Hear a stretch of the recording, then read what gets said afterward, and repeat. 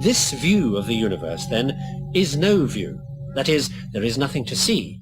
There is no truth, only emptiness.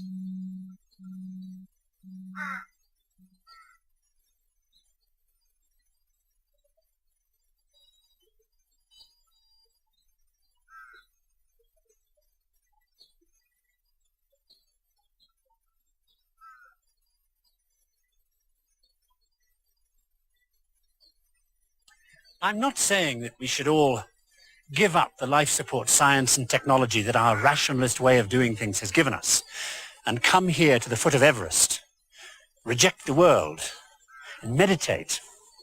Just that non-scientific views of the world like this aren't necessarily ignorant. In their own way, they explain the universe as completely as science does. And as you've seen from this series, all that science gives us is what their belief gives them, certainty. Only ours changes all the time. Theirs doesn't. As for the permanent values that are supposed to remain unchanged in spite of our changing knowledge, well, they change too.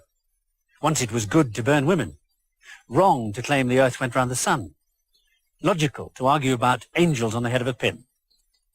The values change every time the universe changes. And that's every time we redefine a big enough bit of it, which we do all the time through the process of discovery that isn't discovery, just the invention of another version of how things are. And yet, in spite of that, we still go on believing that today's version of things is the only right one. Because, as you've learned from this series, we can only handle one way of seeing things at a time. We've never had systems that would let us do more than that. So we've always had to have conformity with the current view. Disagree with the church, and you were punished as a heretic.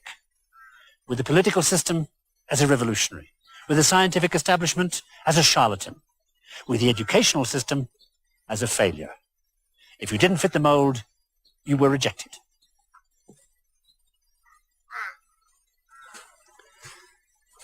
But, ironically, the latest product of that way of doing things is a new instrument, a new system that, while it could make conformity more rigid, more totalitarian than ever before in history,